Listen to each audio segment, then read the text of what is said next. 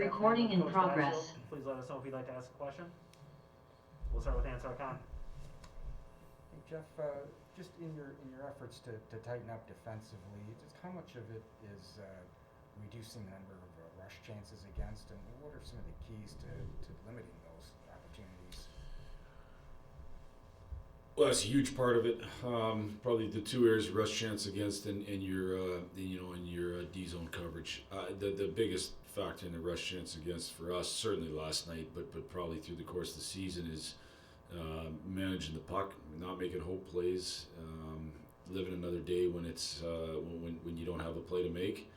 I thought we'd been, as I said last night, making progress in that area. I thought we had done a much better job over the last 2 weeks of seeing plays and making them and not igniting people's rush. What happens when you turn the puck over is you ignite the other team's rush. And last night we ignited their rush way too often, whether it was from the ozone, kind of throwing pucks to slot, hoping for plays, or whether it was turnovers on our rush that then resulted in rushes the other way. So that's the number one area to fix that.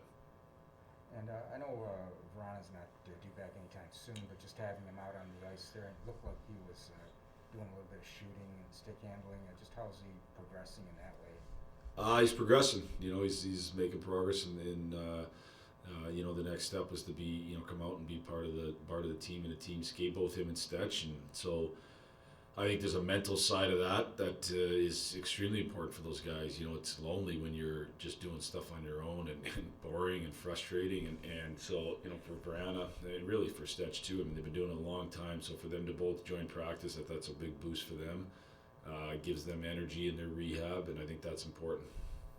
And Bryce was back, but didn't look like he had one of the nets today. Is he still going to need a couple of practices before getting back in there? Yeah, I don't anticipate Grace playing either game this weekend. Just trying to get him back going. Thanks. Yep. Max Boltman. So does Vrana have like full shooting clearance or just kind of like partial? Or No, I think he's got full shooting clearance. I believe. The sports science and training staff kind of dictate that to him, so they've had those discussions. But I think he's got full shooting clearance. Yeah.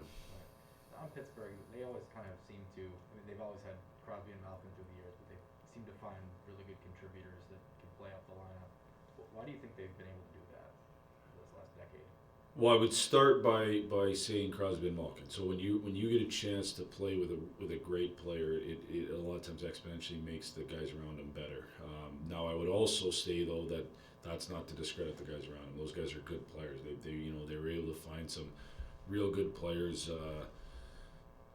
That have kind of filled into those spots and done an excellent job, especially the ones that have been there consistently. Like a Rust and a Gensel, and those guys are really good players in their own right. So. It's just kind of the combination of both, I guess. But I do think like superstars generally elevate the players that they're on the line with, and certainly I think Crosby and Malkin have done that. Now they've had success without those guys too. Certainly when one of them's out, they still seem to have tons of success. So they've been an impressive franchise for a long time. Yeah. Wayne St. James. Hi Jeff. Do you anticipate Jakub being able to start practicing with you guys before, because the break starts next week, right? Next after the LA game. Well, he practiced today. But in a non-contact. I mean. In contact, he Yeah. won't contact. He won't be in contact before the break. No, Okay. He'll be a he'll be a non-contact for a while. Okay. So the kind of schedule with him is still what you've been saying all along, like hopefully mid-February maybe he can be in full contact practice and then go from there. Is that?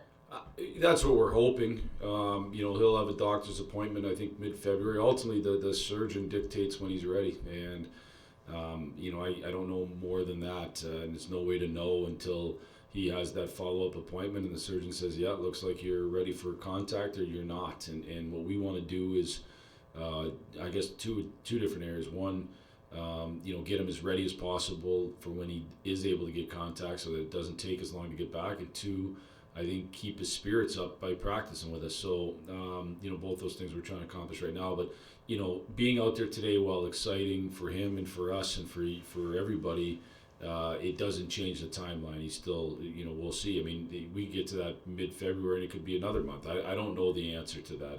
We're gonna have to wait and see. And do you allow yourself to think about when he does come back where, I mean, if you have a full lineup where he fits, or it's, I mean, things, as we always say, change very quickly. Who knows what? Yeah, I haven't spent much time planning that part of it. I think going into a season when you got a lot of time in the off season, you kind of go through different kind of looks at what your lineup would be. But now for me, it's as we're really focused in on the Pittsburgh game and the guys that are available for that game. And when he comes back, we'll see what our lineup looks like. You don't know what's going to happen, in terms of injuries and all that stuff. So I know when he does come back, if he's at 100%, which he will be when he comes back. He's a dynamic player, and hopefully, when that happens, he can add to our team for sure. But in the meantime, we're just focused on the guys we have, which are certainly a good group that's good enough to win tomorrow night. Leslie, just you mentioned it yourself, but Pittsburgh and Toronto back to back. I mean, they're teams that like to get into scoring. They're so, what do you call it, high octane. Like what do you have to do to try to contain that beyond, I guess, starting with managing the puck? Well, playing smarter, yeah, just playing smarter, being more committed to the defensive side of the puck, being more committed to and the balance for us is we want to be able to make plays. We can make plays. We got to live another day. When we have to live another day, and that's a balance that we're still learning. And so ultimately, I think we had it graded out like 21 chances against last night. We can't do that against any team, but certainly you can't do it against Pitt or Toronto and have a chance to win. Because you're not going to outscore those mistakes. So. As I said to our guys, like I think we had taken steps in the right direction leading up until last night's game, and I thought we took a giant leap backwards. But that doesn't mean you don't put your feet on the ground today and start taking those steps back forwards. Thank you. Ted Colfin? Vrana's pretty self-evident, Jeff, but Stetch too. I mean, there's been nights you kind of missed the versatility and the grit that he's brought to the lineup too, haven't you? Well, and it just adds more accountability, when you have another guy that's there that can certainly step in and do anyone's jobs. Just again, it adds the accountability. I think when you have depth in your roster. So, for him personally, it's hard. It's hard to be out that long. So it was good to see him out there. He is a competitive person, very competitive, wants to win, wants to do it right, and can add to any lineup in the league. To be honest with you, he's a good player. So. Certainly to have him back in the mix would be a positive. Hey Jeff, just going back to Pittsburgh for a second, their core, I mean, with three big guys they had, their Crosby, Malkin, the Tank, just the careers they've had, the impact they've had on the league. It seems like they're all pretty good citizens, obviously too. Just speak to what they've accomplished over there for that organization.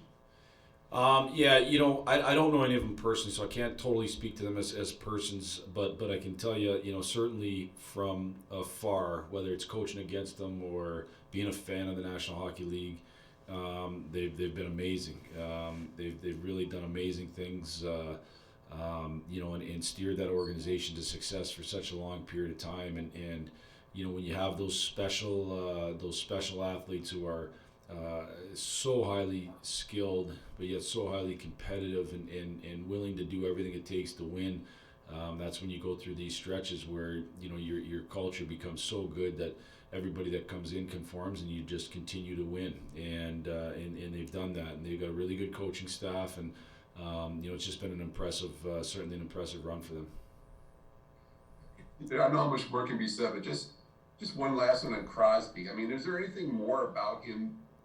I don't know. I mean, anything that really stands out in your eyes about him as a player or whatnot? I think his commitment to play both sides of the puck, and he's a highly skilled player who is extremely strong on his skates and can do it a lot of different ways and makes a lot of other people better and is extremely competitive. But he plays a complete game, and that's why they've won so much. And when your best player plays that complete game, you can demand it of everybody else, and that's where I think it just drives all those players that go in there to ultimately have great success because they do it right, and certainly he's been he's a good example for any young skilled player in the league of what it takes to build to be a guy who's going to build a winning type team. Good stuff. Thanks, Jeff. All right, those are all the questions we had today for Coach Blashill. Thanks everyone for joining us.